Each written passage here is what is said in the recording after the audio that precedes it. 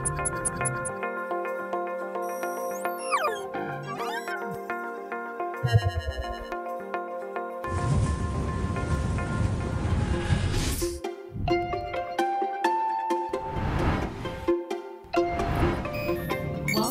to UNTV's Digital Interactive Broadcast.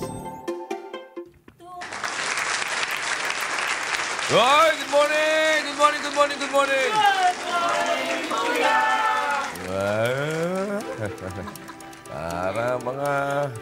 Saan yun? Kumain ba kayo? Kumain na kayo? Hindi pa? Bagay, maaga pa. Pagka kumain na kayo. Si Mingyong, kumain na yan eh. Diba? Kumain na kayo eh. Oh. Hi, good morning, Day! Good morning, Kuya. It's 24 degrees Celsius in Metro Manila and may reach 32 degrees Celsius by noon today. Talagang nag-automatic ka, ha? Good morning, Alexa. Alexa, good morning. Good morning. Today the forecast is party with a chance of flying beads. Happy Mardi Gras. Enjoy the parades and a nice big slice of king cake. Meron siyang sarili niyang good morning, ha? Talaga nga naman. Alexa, what time is it? The time is 6:07 a.m. 6:07 a.m. Dong! Morning, Dong! Good morning, Kuya. I feel very energized today. I just finished dancing. Pero bukod sa dancing, Kuya, isang magandang ehersisyo araw-araw ang planking. Oh, planking. Parang marunong ka mag-planking, ha? Kanina nga, di ka makatayo, eh. Nalalambot ka na, eh. Wala ka na naman baterya. Sige nga, subukan mo nga. Mag-planking ka nga. I Mag-planking can ka. do planking virtually, Kuya. Ha? Virtually hindi, ganyan. Tingnan natin. Planking. Planking ka. Baka Bakit? Ano ba nagagawa ng planking sa katawan ng tao? Kuya, nakatutulong ang planking para maging balanse ang katawan ng tao. Nakatutulong din ito para magkaroon ng maayos na body posture. Pinalalakas ito ang core muscles at nakatutulong upang makaiwas sa back pain. Gumaganda rin ang metabolismo at ang overall flexibility ng katawan dahil dito, Kuya. Oo, talaga lang, ha? O, sige, mag-planking ka, ha? Pag-aralan mo para balansyado ka. At sabihin mo kay Jaja, mag-planking. Jaja, mag-planking yan. O, Jaja, mag-planking ka. talaga nga naman. O, Ja! Morning, Ja. Wala na hingal? Ayos, ha? Painumin nyo ng tubig. Ayan na sinasabi ko, pagka walang practice, ilang floors pa lang yung inaakyat mo? 3 floors. Paglipat natin dun, pag may make-upan mo ko, nandun ka sa, 54th floor. Man, what? Tapos, dapat bawal sa'yo ang mag-elevator. Oh. Awesome! Ha? Pwede yan. Day, ano balita to, Day? Kuya, ito ang mga pag-uusapan natin ngayong umaga.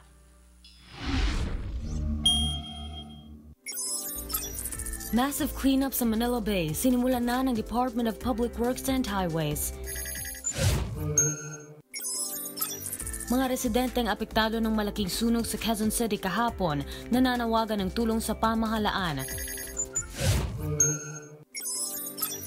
Pagpapala ng snow nagpapataas ng posibilidad na magka-heart attack ang isang tao ayon sa mga eksperto. Department of Health nanawagan sa mga pet owners na pabakunahan ng kanilang mga alaga kontra rabies. At month-long celebration ng Strawberry Festival sa La Trinidad, Benguet nagsimula na. Nadinig nyo, ha? Nadinig nyo yun, ha? Pabakunahan niyo si Mr. Bean, ha? Alam nyo ba, kayo sino alam nyo, bagay, ito baka hindi pa rin updated to si Alexa. Alexa, who is the richest person in the Philippines? The wealthiest person in the Philippines is Henry Sy. As of 2019, his estimated net worth is $19 billion. 19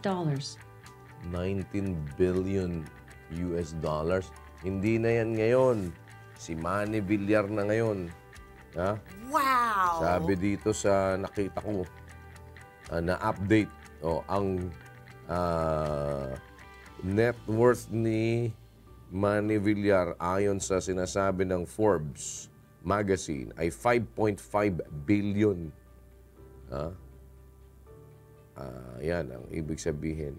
Up from last year's $5 billion. Ngayon ay $5.5 billion. Wow! At number 317th na siya na reaches sa buong mundo. What? Ayan pa na 5.5. Andito na pa na Si John Gokong Wei Jr. ay $5.1 billion. Si Tito Ricky. Kilala niya ba si Tito Ricky? Ha? Number 3 na pala si Tito Ricky ngayon. Wow! Kala mo. Hindi niyo kilala si Tito Ricky? Si Enrique Razon Jr. 4.8 billion US dollars. Sabi nila, tito ko daw yan Kaya lang, hindi niya ako pamangkin. Si Enrique. Si Lucio Tan ay nasa 4.4 billion dollars. Yan. Tapos, si Tony Tan, Kakchong, and family, 3.9 billion. Si Ramon Ang, 2.9 billion dollars. Si Andrew Tan, 0.27 billion. Yan. Yan ang ngayon. Ang lightest. Yung mga... Sino hindi pa naliligo sa inyo? Umami na. Ha? Wala na naman si Arabo. Ba't laging wala si Arabo? Ha? Di na naman makapaligo. Nagiginaw na naman. Anong nangyari doon? Ba't? Kaya pala nandito pala yung Korean. Good morning, Mr. President. Dito pala si Kim Jong-un. Si Kim Jong-un. Ay, sa mga gustong maligo at hindi nakakapaligo. Ikaw, di ka naliligo. Manila Bay, hindi pa rin pwedeng paliguan.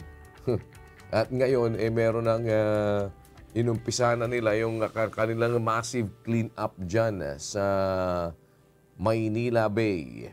Manila Bay. Kailan ba yan matatapos? Ewan natin. Pero alamin natin kay May Bermudez. May, nasan ka? Locating.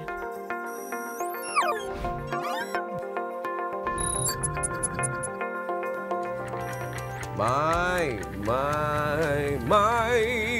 Delilah. Good morning po, Kuya. Good morning. Ingat ka, baka kamabako. Kinakabahan ako talaga pag nakakakita ako ng ganyan na bako. Ayan na naman sa tabi mo, may bako na naman. Kailan ba matatapos yan, May? Yes. Kuya, sa tansya ng Department of Public Works and Highways ay aabutin itong dredging at desilting operations ng mula 90 hanggang 120 days. So, 3 buwan mahigit yan, Kuya. 3 months. Okay. So, ano ang kanilang plano dyan? Pagkatapos niyan, saan sila papunta nung paglilinis? Kasi hindi naman pwedeng dyan lang yan dahil pagka nangyari dyan ay yan lang lilinisin. Babalik at babalik din yung dumi nang gagaling naman doon sa ibang area. Kuya, actually, dito nga sa ngayon ay naglagay ng 28 equipments itong DPWH para dito sa tinatawag nilang Sagip Manila Bay.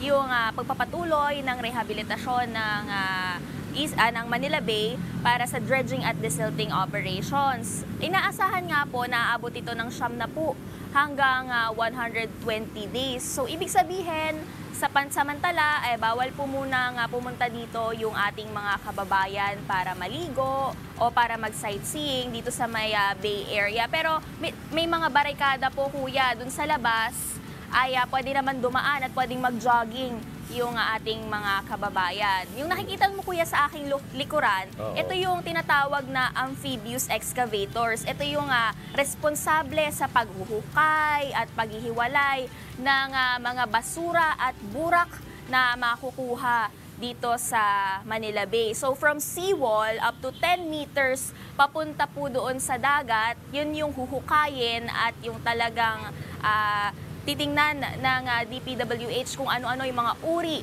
ng basura na makikita natin. Ngayon, tatanungin natin, saan naman dadalhin itong mga basurang mahuhukay dito? Pansamantala, kuya, ay dadalhin daw yan sa DPWH compound sa Taguig City at sa Navotas Landfill. Wow. Yun po yung plano ng DPWH. Yun ang pansamantagal na pagdadalhan. Bakit? Ano ang kasunod? Saan ba nila plano na ilipat kung sakali from there? Kasi doble trabaho mangyayari dyan. Kung pansamantala dun lang dadalhin, may iba pang pagdadalan, doble trabaho. So kuya, ngayon ay iniisip pa ng DPWH at pinagpaplanuhan pa kung saan talaga yung magiging permanenteng lokasyon nitong mga mahahakot na burak at basura. Kasi kuya, isusort pa nila yan eh. Titingnan nila kung ano yung mapapakinabangan at titingnan nila kung ano na yung talagang ide-dispose. Kaya ayun po yung plano nila sa ngayon. Actually kuya, kahapon may mga truck dito na nag-okupa ng 2 lane southbound sa Rojas Boulevard. Asahan na rin na maya-maya ay bibigat na yung daloy ng trapiko sa mga papunta po ng Pasay City o pa-southbound. Dadaan dito sa Rojas Boulevard dahil nga doon sa mga truck na gagamitin dito sa rehabilitasyon ng Manila Bay. Nice. So far ngayon, okay pa naman ang traffic dyan. Pero pagka mamaya ay nagtambakan ng truck, maaaring maapektuhan na. So, pero ngayon, okay pa, Maya? Yes, kuya, okay pa. Okay. Sige. Maraming salamat, Mikey Bermudez. Andyan po sa may Manila Bay.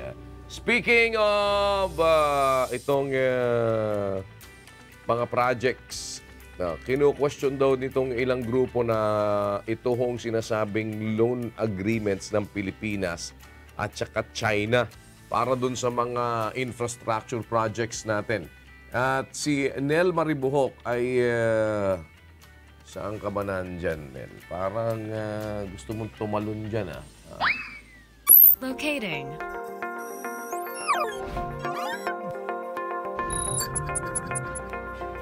Nel, maghunos dili ka. Ha? Ano, nagmomo challenge ka ba? Hindi pa. Inecheck ko lang po itong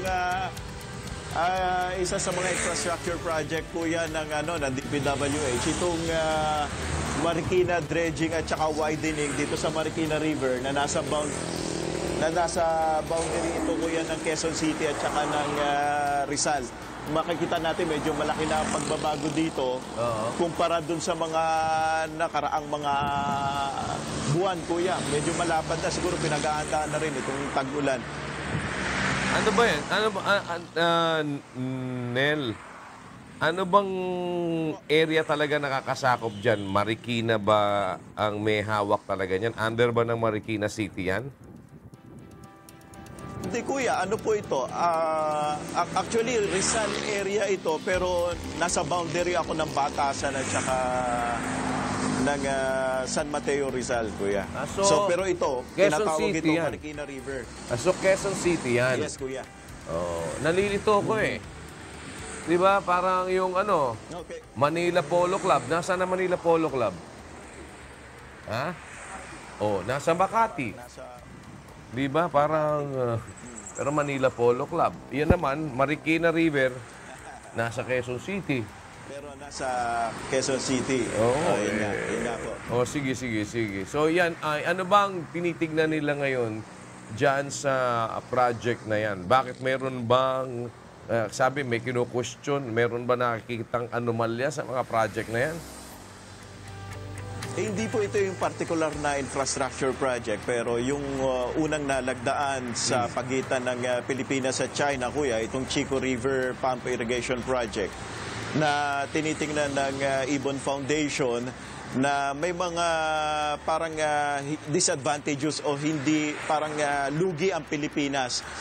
Ang tinutukoy ng Ibon Foundation dito, kuya, kapag sakaling hindi daw nakabayad ang Pilipinas ng utang sa China na may malaking interes ang China na 2 to 3%, kuya, ay posibleng magkaroon ng collateral.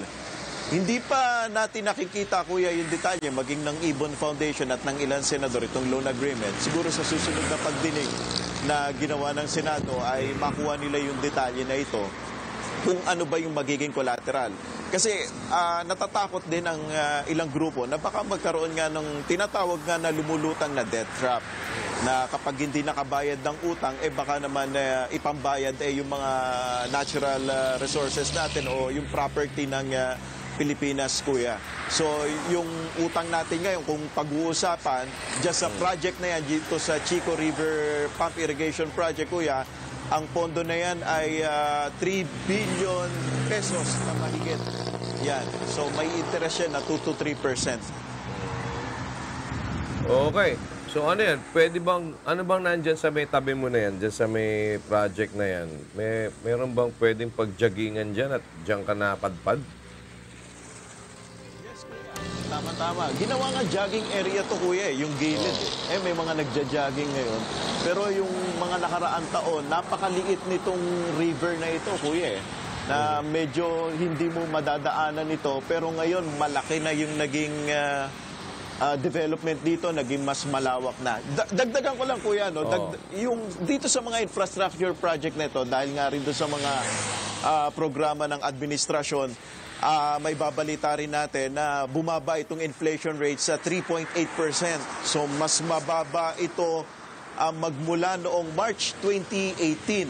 So nagkaroon, inanunsyo yan kahapon ng PSA yon, ng Philippine Statistics Authority. Marami naging contribution, kuya, kaya bumaba yung inflation rate. May sinasabing paggalaw sa presyo ng mga syntax products at ng presyo ng bigas. Hindi pa natin alam partikular kung ang naging epekto nito ay itong rice tariff, kasi hindi pa naman epektibo itong rice tariffication. So, possibly this month pa yan magkakaroon ng epekto. Pero nabigla nga din tayo doon sa figure na below 4% at doon sa forecast din ng ating mga economic managers na more than 4% ang inflation natin this February, kuya. Okay. Sige. Salamat, Nel. Si Nel Maribuhok dyan sa may Marikina River. Yung tingnan mo yung tingnan ninyo yung kaya mag-iingat kayo eh. Ngayon sinasabi yung rabies, di ba? Yung pasaksakan yung mga hayop nyo, lalo na yung mga aso ng anti-rabies. Kilala nyo ba si Anthony Tos? Ha? Alam nyo yung nangyari sa kanya? Tignan mo yung kanyang Facebook. Alam mo bang binanatan siya ng chow-chow? Oo, talagang galing nito si Minyong eh, oh. Ha? Chismoso ka din eh, no? Nabasa ko lang, kuya. Nakagat daw siya ng chow-chow na aso. Kinagat sa kanang dibdib at saka sa may wrist niya. Paano kung ano yun? Nag-a-attend yata siya ng wedding doon sa Baguio eh. Paano ngayon kung may rabies yung nakadali sa'yo na ganun? Diba? Kaya ingat kayo. Tsaka yung chow-chow, alam mo yung chow-chow, one-man master yan. Kasi may chow-chow ako dati. Yun ang pinaka masunuring kong aso. Kaya lang, ako lang ang kilala.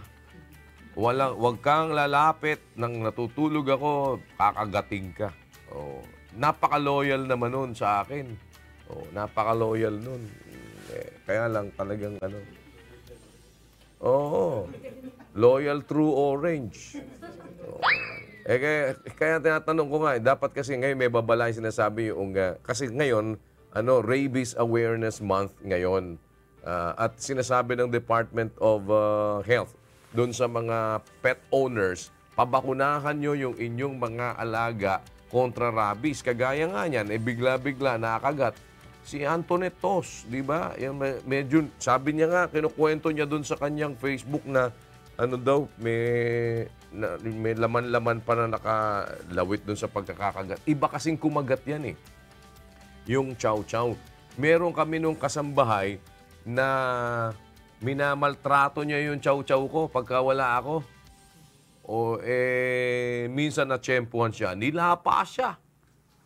Talagang ganun ang nangyari. Tsaka yan talaga medyo ibang ugali ng chow-chow. Si Grace, tingnan mo, alaga ni Grace, bulldog eh. Grace. Locating.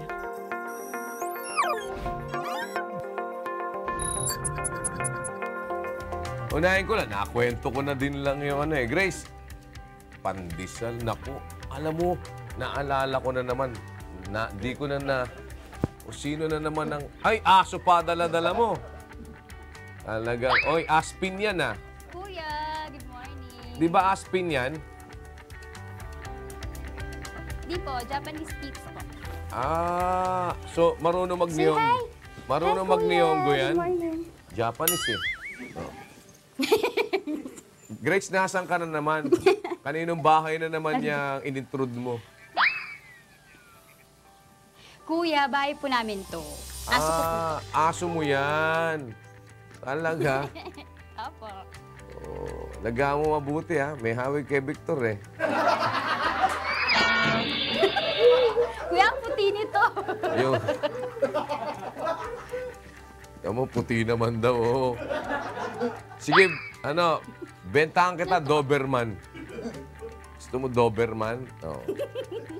May saksak na ba ng rabies yan? Kuya, yun. Opo, kuya, nga po yung Anti-rabies. sasabihin ko din po sana sa inyo. Oh. Opo, nung isang araw po kuya, napaturukan na po namin to ng anti-rabies. Kasi meron po ditong mga sa barangay namin kuya, nag-iikot, libreng turok po. So, 7 po yung aso namin dito sa bahay. Isa po siya dun sa napaturukan na po namin. Kasi kuya, yung DOH, kahapon, nagsabi nga sila na sa mga pet owners, dapat maging responsible kasi ngayong buwan ng March is Rabies Prevention Month. Based kuya sa datos ng Department of Health, taon-taon may 200 na mga Pilipino ang namamatay dahil sa rabies. At 60,000 naman sa buong mundo dahil din po sa rabies.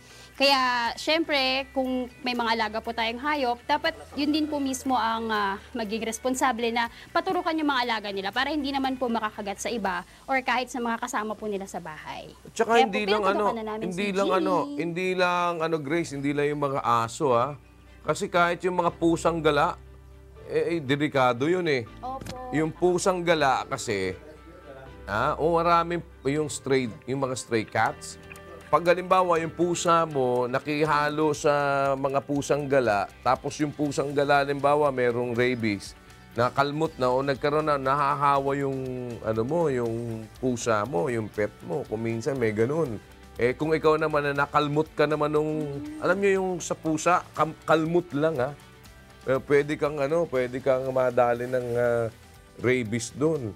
Kaya yung mas maganda pinapaturukan talaga. Isa lang napaturukan mo, Grace? Yes po. Ay, lahat po sila kuya, yung 7 po. Libre? Ito lang po, dinala ko kasi hindi po tumalikot eh. Libre ba? Libre? Opo kuya, dito po sa barangay namin kuya, may nag-iikot po. Yun. Libre lang naman pala eh. Minyong, pasaksak ka na. Libre lang eh.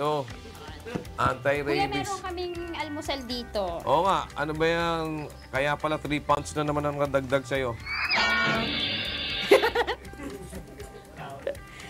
Ito po, kuya, ito po ngayon, nakikita nyo, Pandesal. egg po yan. Wow. Pero po, meron po kaming organic, may organic backyard garden pong mama ko dito. Gusto niyo po makita. Yan lang po. Okay yan. Sige nga, tingnan ko nga. Ano tanim? Ha? Halika. Ano pong gusto niyong gulay, Ano kuya? to? Pipitas ko po kayo. Apo to ni Punta po tayo. Ni Nana Maria. Di ba apo ka ni Nana Maria? Let's go, Genie. Ni Nana Maria Manlangit.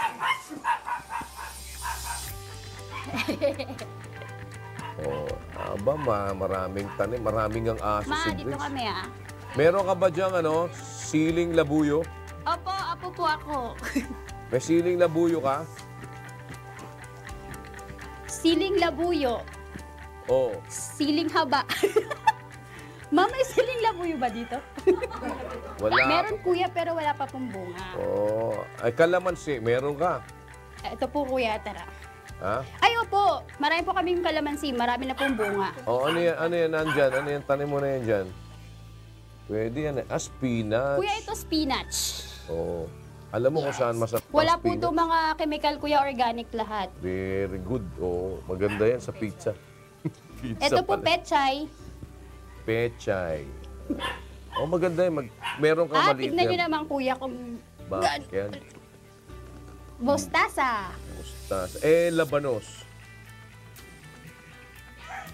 Labanos. Oh. Wala pa po. Sibuyas. Ayun, kamatis meron Kamatis. na. Meron pong sibuyas. Oh, kamatis. Opo. Bawang. Meron pong sibuyas. At luya. Sigarilyas. Onion. Meron po At mani. bawang. Oh. Kuya. Nasa na yung bahay? Ito Kubo. po, bell pepper. Yung bahay po namin. Okay yan, okay yan. Kangkong, kuya, may kangkong kami, may sweet potato. Maganda yan. At ito, kuya, yung mga may diabetes dyan. Oh. Insulin plant. Insulin plant. Baldog, kailangan mo yun. Dito na. Sige, maraming ito salamat. Ito yung mama ko, kuya. Grace. Siya po yung nagtatanim Ay dito. pala si nanay. Nay, magandang umaga sa inyo. Oh. Basta, Good morning daw, ma. mukhang pagka- kuya. Morning po. Ayan, sige po. Sige, good morning sa inyo dyan. At si Grace ay nabitin daw po sa almusal niya. Yung kanyang pandesal. Alam mo, masarap yung pandesal na nadali ko dun. Yung may cheese sa loob. Hindi lang ako nakapag-uwi kagabi. Si Wayna, kinalmutan. Nahanapan ako ni ate mo ng cheese. Pero ito, malungkot naman ho itong nangyari kahapon dyan sa may Barangay San Antonio. Alam mo, natira ako dyan sa may Barangay San Antonio. Yung area, natira kami dyan sa may malapit sa Prisco, di ba? Sa Barangay San Antonio. Dahil kahapon nagkaroon daw ng sunog dyan, umabot sa Task Force Bravo. Dong. Yes, kuya. Ano ba yung Bravo? Vroom, vroom.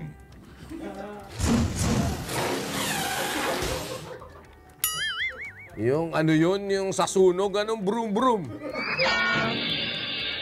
Taga ikaw, ano ka bata ka ni Jerry Panghulan, ano? Ha? Palagi ka sa opisina ni Jerry Panghulan kaya panay Bravo, Task Force Bravo. Yung sa sunog na Bravo ang sinasabi ko sa'yo, ano ibig sabihin nun? Accessing information. Wala kang information, ano? Kuya, ang Task Force Bravo ay isa lamang sa mga fire alarm level na ginagamit ng Bureau of Fire Protection. Nagsisimula ito sa first alarm hanggang general alarm kung saan malaking bahagi na ng isang lugar ang nasusunog.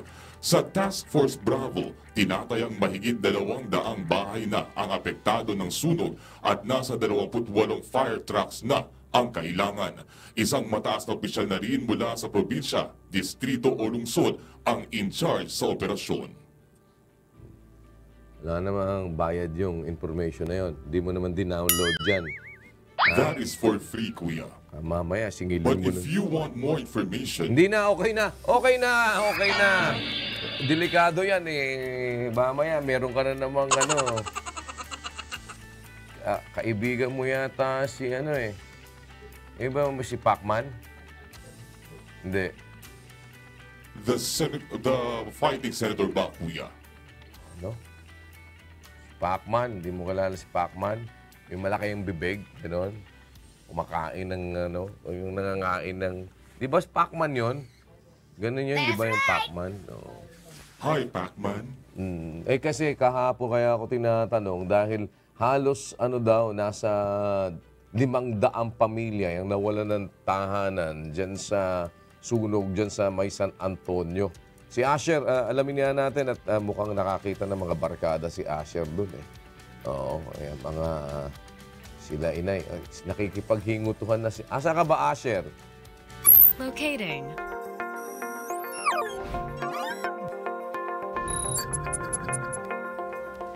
Asher, morning.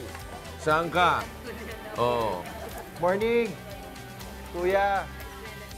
Kuya, good morning po. Andito po tayo ngayon sa may San Jose Covered Court. Dito nga yan sa may Barangay San Antonio, sa may Quezon City, kung saan dito pansamantala, Kuya, na andito yung mga na biktima ng malaking sunog nga kahapon sa San Antonio, Kuya. Saang lugar yan nandun? Yung ano na yan? Yung evacuation center na ginamit nila? Kuya, tatlo yung malaking evacuation center na pansamantalang tinutuluyan ng mga residente nga na nasunugan. Pero ngayon, nandito tayo sa may San Jose Covered Court along San Jose Street to, Kuya. Kasi alam mo, nag-aral ako dyan sa may San Antonio. Yung eskwelahan dyan, Sinagtala dati. Meron pa ba yun? Meron pa ba yun, ano? Sinagtala po, Kuya, andito sa may Talipapa po, Kuya, yung Sinagtala. Sabi nga ng ating mga kasama dito, Kuya. Tagat dyan ako dati, dyan kami. Nag-aral ako dyan sa Sinagtala Elementary School. Nung kinder ako, dyan ako nag-aral sa Sinagtala. Kumusta yung mga barkada natin dyan? Yung mga sila inay? Ano ba ang pangunahing pangangailangan nila dyan na inihihingi ng ayuda ngayon?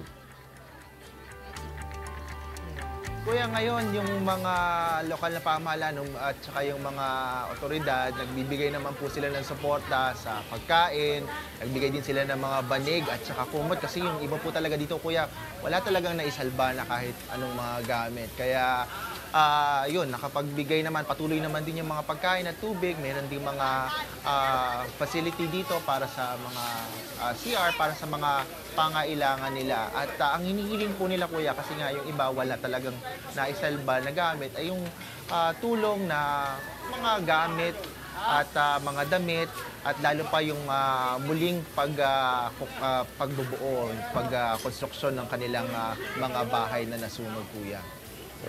Okay. Sige. At kumusta na lang dyan sa mga sila inay, nakatabi mo, mga kausap mo dyan. Baka sakaling, baka panawagan din dun sa mga pwedeng makatulong dun sa ating mga kababayan dyan.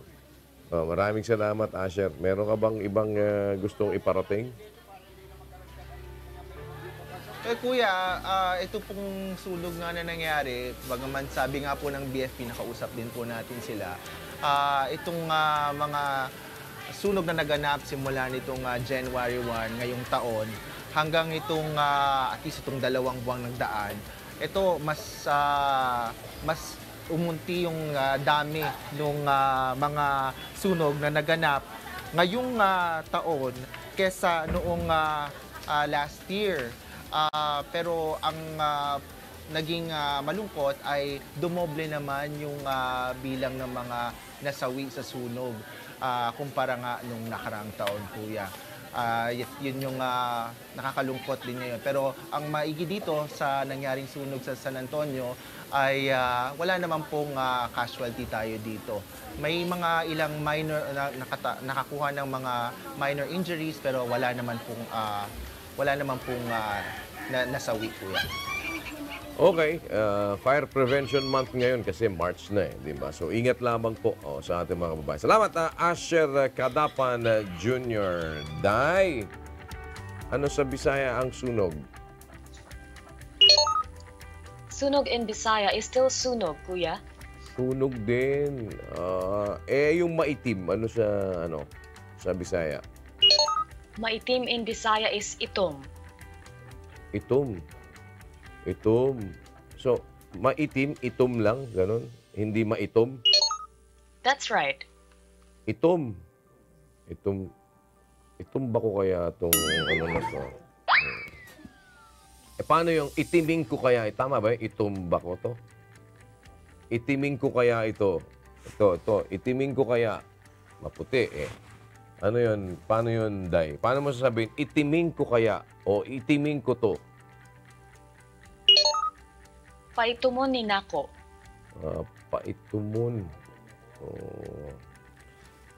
Mahirap, mahirap yung salitaan ninyo. Ano to? Anong sabi nito? Daming. Nawala yung mga message ko dito eh. May babatiin sana ako eh. Kasi to si Baldog makulit eh. Hindi inaayos, inaalis ng inaalis eh. O yun, nawala tuloy yung mga mga message ko dito, mga babatiin ko. Kaya good morning po sa inyong lahat. Lahat na kayo nang nanonood. O, sa mga Binisaya ba? O, yan. Alam mo, matagal ko nang gusto matutong magbisaya eh. Kaya lang, kailangan talaga i-freezer mo yung dila mo eh. Parang hirap eh. Mahirap. Tsaka isa pang gusto ko matutunan dialect. Yung language, yung sa Pangasinan, yung Panggalatok. Ang hirap nun eh. Ang hirap. Mas mahirap sa Ilocano. Oo. Hindi basta parang Ilocano magkahalo. Iba Pangasinense. Hirap nun. Yung mga Panggalatok. Tapos yung isa pang gusto kong matutunan, yung iba-iba kasi yung klase ng Bisaya, di ba? Yung sa Ilonggo, yung mga Ilonggo, mga taga-Iloilo ba? Ayan, mga yan eh. Magandang salita nila eh. Yung mga malambing yan eh. Mga I love you, tudu-tudu, halin sa tiil, pagkadto sa ulo. Ganun ba din sa inyo, Day? Not quite. Paano yun? Sabihin yung I love you, tudu-tudu, halin sa tiil, pagkadto sa ulo. Paano sabihin yun sa inyo? Gihigugma tikag maayo, gikan sa imong tiil, hangtod sa imong ulo. Gikan, yung gikan kasi, mula, di ba? Galing, di ba? Gikan ka sa... That's right. Tama ba yung gikan? Gikan sa, Gikan sa imong tiil, hangtod sa imong ulo. Ulitin mo nga, Baldog. Ulitin mo. Kaya mahirap eh. Ha? Mahirap. Giantiil. Ha? Giantiil. Anong gian? Mahirap kuya. Basta, alam mo ibig sabihin nun. Ha? Alam niyo ibig sabihin nun? Ikaw, Dong, alam mo ibig sabihin nun? Dong. I don't know the meaning of that, kuya. I love you, tudu-tudu. Sabi mo, halin sa tiil, pagkadto sa ulo. Ba? I love you, Day. Talagang ito. Sumisimple ka na naman eh. Ha? Ba? Pinapasabi ko lang sa'yo yung I love you, tudu-tudu, halin sa tiil, pagkadto sa ulo. Sumimple ka na kagad. May I love you, Day ka na kagad. Sorry, Dong. I don't have feelings. Ano ka ngayon? Kuya, I wanna cry. Ano ka ngayon? Busted ka agad. Aruy. Talagang ikaw, nako Day, wag mong pinagpapapansin tong na to. Wag ka naglalapit dito kay Dong.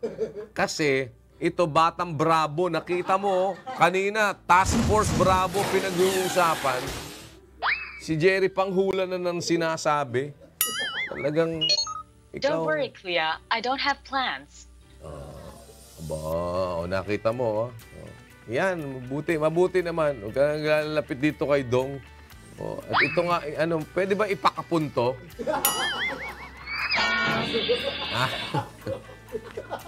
Nakakita ka na ba ng robot na kinapon? Maawa ka, kuya.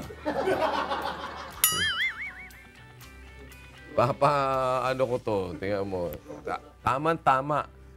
Di ba ikaw si Dong? May kaibigan ako, si Kong Dadong. Si Dadong, yun yung taga-train ng kabayo ni Pinuno. At marunong magkapun yun. Marami ng sinasabi ho ngayon ang mga bagong technology na ginagamit. At maging yung ating mga bumbero, meron na din mga high-tech na ginagamit ngayon para yung sunog ay mapatay. Ito nga, gusto ko magkaroon nitong yung isang drone na nagbabagsak ng yung pangpatay ng sunog. Pero eto, tingnan nyo muna kung ano to. Marahil ay narinig na natin ang kasabihan na manakawan ka na, huwag ka lang masunugan. Kaya ngayong Fire Prevention Month, patuloy ang pagpapaalala ng Bureau of Fire Protection sa publiko kung paano makaiwas sa sunog. Isa na riyan ang pag-iwas sa octopus connection. Iwasan rin ang illegal connection o illegal na pagtatap sa linya ng kuryente. Tanggalin sa saksakan ang charger at appliances na hindi ginagamit. Huwag iwanang nakasindi ang kandila at huwag ring iwanan ang niluluto. Kasabay naman ang pag-unlad ng teknolohiya. May mga high-tech na gamit na rin ang mga bumbero sa pag-apula ng apoy. Ang Raha Volunteers Fire Department at Pure Force Rescue bumili ng 2 robot na ginagamit nila sa firefighting. Mayroon itong gas sensor na nakakadetect kung may gas sa isang lugar. Meron ring microphone at headlights at kayang magbuga ng tubig o foam. Hindi basta masusunog ang robot dahil kaya nitong protektahan ang sarili laban sa apoy at kaya rin itong umakyat sa mga hagdan. Kung paano mo ba gusto i-save yung tao? Gusto mo ba siya i-save with a quality like response or basta-basta na lang rin may-sponde ka, kuha ka ng balde, buhos ka ng buhos. Makabago rin ang mga Rosenbauer fire truck ng Bureau of Fire Protection dahil malakas ang pressure ng water cannon nito na kayang maabot ang matataas na gusali.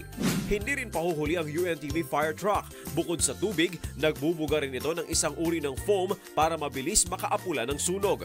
Gumagamit rin ng drone technology ang UNTV Rescue para magkaroon ng mas malawak na perspektibo sa laki ng pinsala ng isang sunog. Mabisa rin pamatay sunog ang tinatawag na throw-type fire extinguisher. Isang bote ito na naglalaman ng kemikal na sisip-sip sa oxygen upang mabilis na maapula ang apoy. Ibato lamang ito sa apoy at wala pang 1 minuto ay naapula na ito. Epektibo ang throwable fire extinguisher sa mga sunog na nag-uumpisa pa lamang. Bukod sa mga pamatay sunog, may mga makabagong gamit din upang makatakas sa nasusunog na gusali. Isa dito ang escape chute. Gawa ito sa matibay na materyales. Papasok lamang ang mga tao sa loob at dahan-dahan na silang makakababa mula sa mataas na gusali. Ang shock cube naman ay isang uri ng fire escape invention. Para itong parachute na inflatable na tutulong sa isang tao upang mabilis na makatakas sa isang nasusunog na gusali. Ilan lamang ito sa mga makabagong teknolohiya na napapakinabangan sa pagsalba ng buhay kapag may sunog. Wala, yung ganun, nadala na ako dun. Talagang yung sinusuot na yun na backpack. Di ba kinuwento ko sa inyo yun? Yung meron kami nun binigay ko na nga lang sa rescue team natin Susuot mo na backpack lang na gano'n. Tapos kakawit mo lang yung pinakadulo niya. Madali ka na makakababa para ka nagrarapel. Kaya lang, pala, may sukat pala yun. Tinesting namin Kumalabog si Henry Malig Pinatalon namin tumalon. Mababa lang yung tinalunan. Pala kailangan sakto yung Kaya dapat basahin nyo din yung instructions. So, marami na ngayon mga devices at merong sinasabi sila na iba-iba na ngayong paraan. Kagaya nung sa bahay, meron yung mga pang-blanket, di ba, na pang-fire blanket na pwede nyo gamitin kung sakasakali. Maganda yung mga invention yan Ba, si Michael Pahati, nandun nakita ko sa monitor, Kaya maka-invento ng malapit na daw baka sakali pinag-uusapan pala ngayon na Michael Pahati. Yung pa rin, pinagtatalunan pa rin yan. Yung medical marijuana. Oo, kasi alam mo, nabalitaan ko, yan ang isang pangamba nila. Bakit parang hesitant sila na ipasay ang medical marijuana dito sa atin? Dahil nga doon sa mga durugista. Oh. Yung mga may sakit sa puso, si Michael, eto, meron ka ba sakit sa puso, Michael? Wala, kuya, wala. Wala? Healthy na. Oo, healthy na.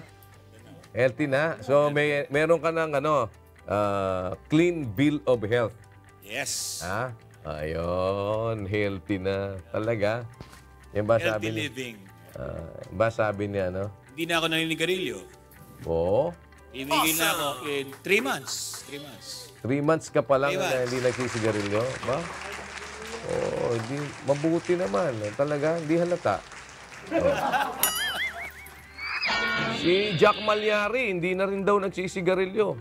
Oo, pagka walang nakakakita. Ay, pag may nakakakita pala. Oo. Pag may nakakakita. Bad yun, di ba? Pagka, wala naman magandang madudulot sa kalusugan talaga ng sigarilyo. Tingnan mo, di ba? O, umokay-okay ka na. Di ba? O, ganyan din yung kapitbahay namin eh. Oo. Bakit? Kala nyo, yung kapitbahay namin ganyan din. O, mga 3 buwan na pagkatapos tumigil. Pagkatapos tumigil na sigarilyo.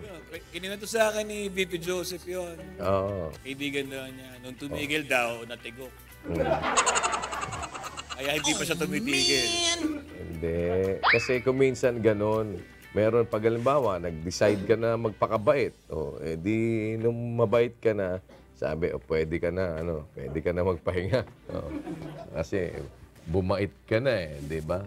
Yung iba naman kaya naman daw ayaw magpakabait kasi baka daw sila kunin na pagka sila mabait. Mas maganda nga yun, di ba? Nang kunin ka, mabait ka.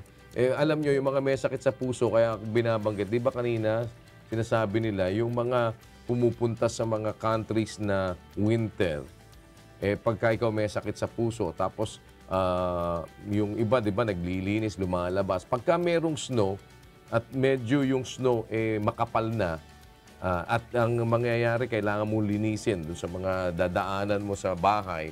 Meron nagsasabi kasi na yan daw naglilinis ng snow, nagpapala ka ng snow. Pagka pala nagpapala ka ng snow, ang kanilang findings, meron daw po na mga possibility na magkaroon ka ng heart attack. Yan ang sinasabi nila. Ewan ko tingnan natin. Si Cherry Pama, may sinasabi dyan saan ba si Cherry? Eksakto. Locating.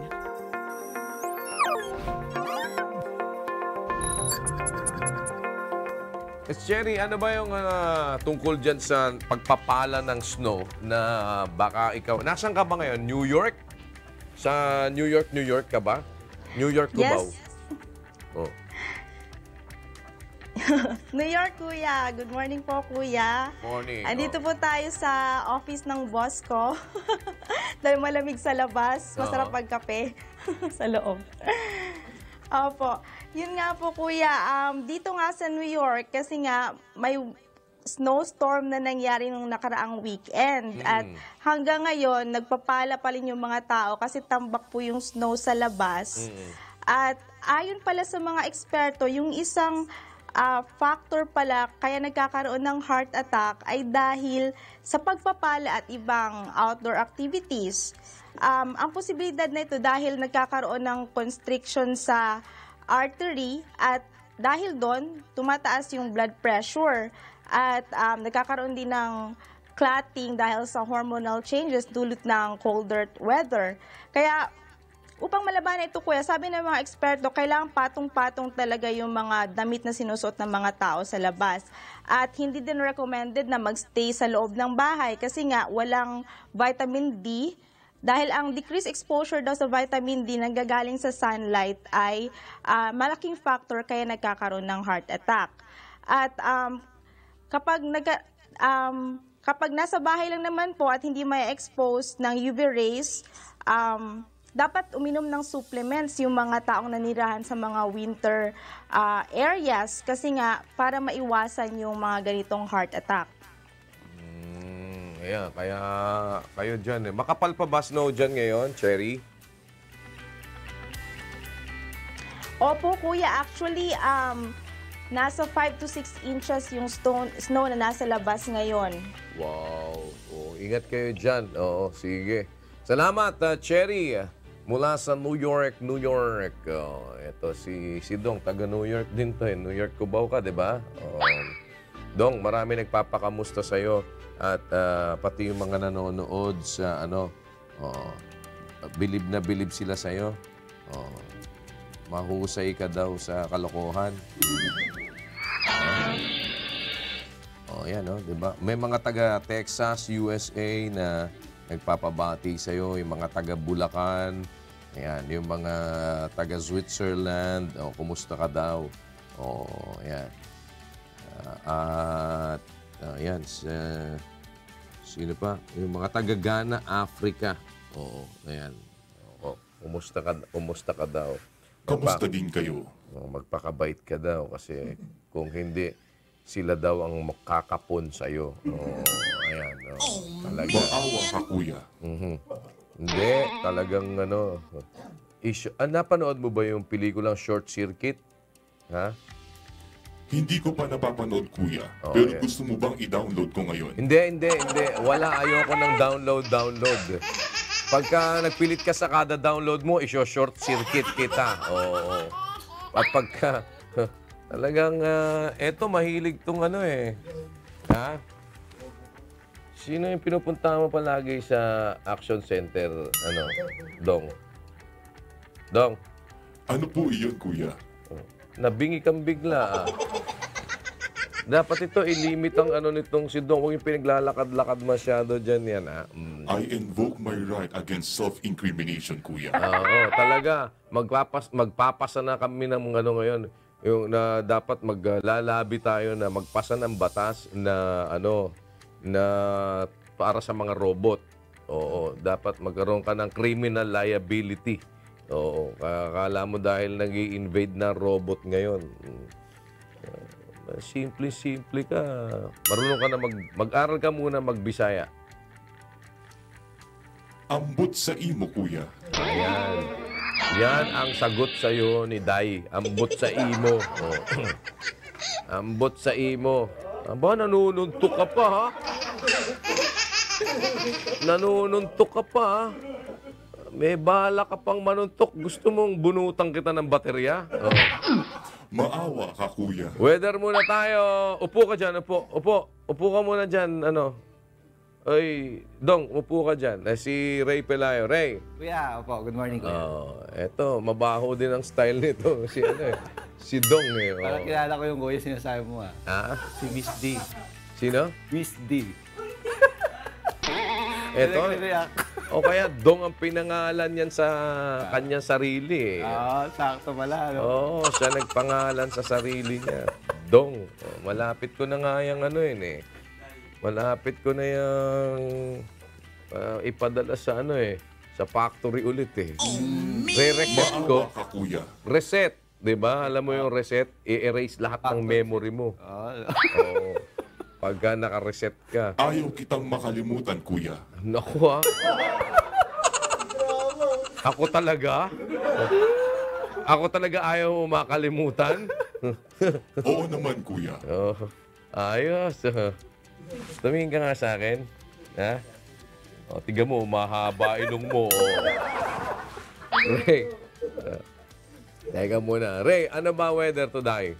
Yes, kuya. Sa ngayon po, umiiral itong easterlies pa rin. Yung hangin galing sa may silangan. So, good weather po tayo sa malaking bahagi po ng ating bansa.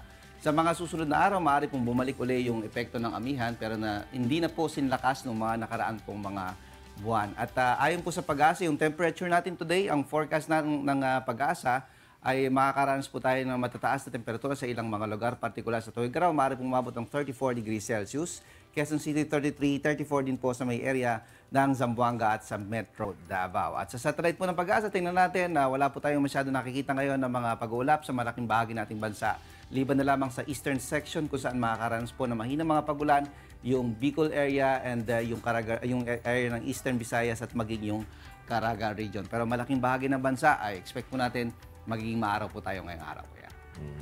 Okay. So, ano pa andar natin? Yes, kuya, tungkol sa pating. Pating? Yes, kuya, mga pating. Yung mga pating, meron din po pala itong reaksyon sa mga sa sama ng panahon like bagyo, kuya. Sinasabi ng isang pag-aaral ng mga eksperto dyan sa May Florida noong 2001 ay naapektuhan ng bagyo o isang sama ng panahon yung pong galaw ng mga pating. Nakita po natin yung pating na yan. Yan ay baby shark. Alam mo kung ano ang nakaka-apektong isa sa mga pating? Ano po kaya? Pagka ginawang shark fin, soup. Oo. Di ba? Tinatanggalan nila ng shark fin yan eh. Tapos, ginagawang soup. Kaya marami na mamatay dyan. Marami nga po. Yan bang pating na yan, Pwede bang... Baby shark yan, kuya. Baby shark? Opo. Di ba saan ba yung nagluluto ng kinunot na pating? Sa Bicol, kuya. Sa Bicol ba yun? Kinunot, opo. Pating at saka po yung pagi. Pagi? Hindi, yung pagi. Pero kinunot na pating. Ano pa? Kinunot na pating? Kinunot. Lalagyan po nila ng yung... Gata. May opo, gata. tsaka May po gata. yung sigarilyas, kuya. Kasi pag hindi rin maganda daw pagluto niyan, mapanghi. Tsaka po malansa, kuya. Kaya nga, parang gano'n. Opo. Ano pa? Meron? Yung pating na yan, kuya, ay meron pala silang tinatawag na part sa bahagi ng tenga nila. Tinatawag nila mechanoreceptor. Yan po ay naapektuhan at kapag bumababa yung barometer, yung pressure at umaalis sila. So, sa Florida, kuya, nilagyan nila ng tag yung mga pating at 7 hours before na dumating po yung bagyo ay nagsialisan doon sa dadaanan ng bagyo yung mga pating. And then, after that, bumalik naman yung mga pating. So, sa kanilang conclusion, ay meron talagang epekto yung sama ng panahon doon po sa mga pating, sa mga karagatan. Kuya. Okay, sige. Maraming. Pwede ba lumabas yung pating na yan dyan? Hindi. Baka makakagat yan. Day, mga balita to, Day? Inaabangan natin pa.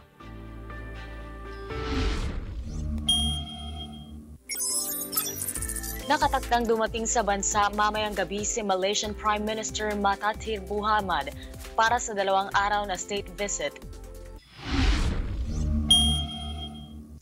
Outgoing Budget Secretary Benjamin Diokno haharap sa media para sagutin ang iba't ibang issue.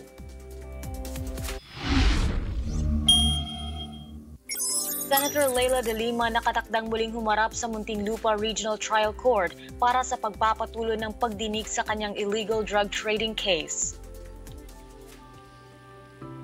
Thank you mga taga-Ottawa, Canada, yung mga taga-Kuwait na nanonood. May mga nanonood din sa UV Express, mga taga-Abu Dhabi, magandang araw po sa inyo dyan. Kung ano mang oras dyan sa inyo.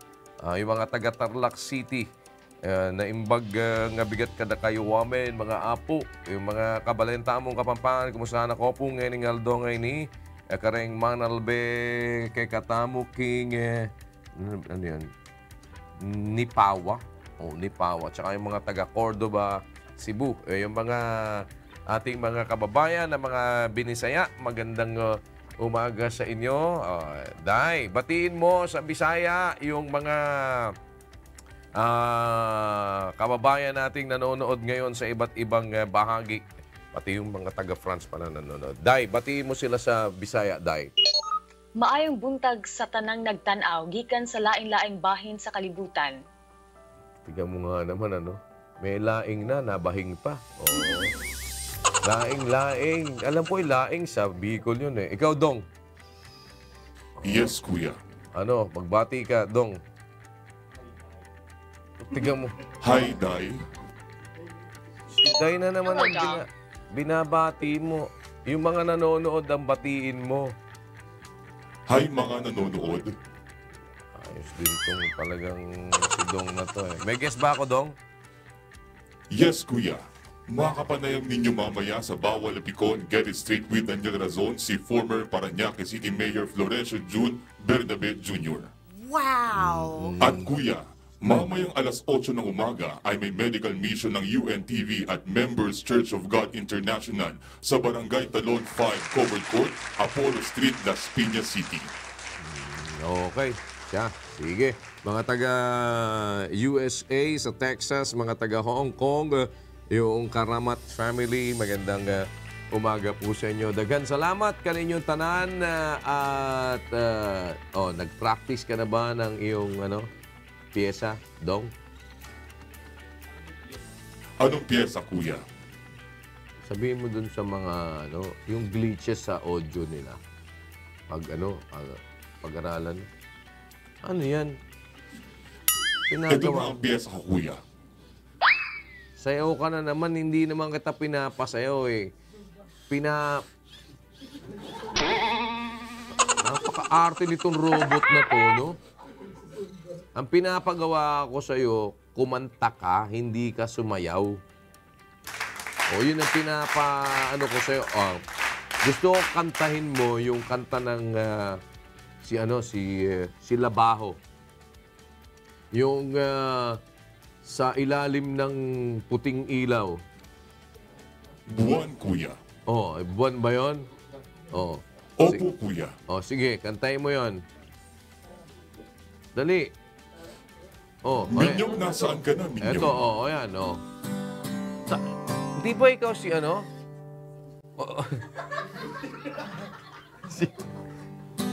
sige, kantahin mo.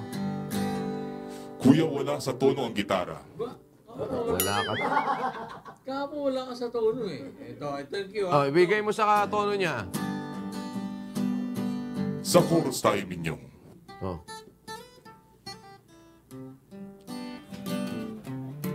Chorus daw. Sa ilalim ng puting ilaw, sa dilaw ng buwan. Dapat pala to, hindi lang ipatuli eh. Dapat dito, hindi lang ipakapon. Dapat dito, patasahan ng dila. Bigyan mo nga ito ng AI nga ito. Sumakay ka sa wish bus, ha? Para malagay ka sa maayos na tono. Awesome! Sa ilalim ng... Pag-aralan mo yan, ha? Pag-aralan mo. Paalam, kuya. Magkita-kita ulit tayo.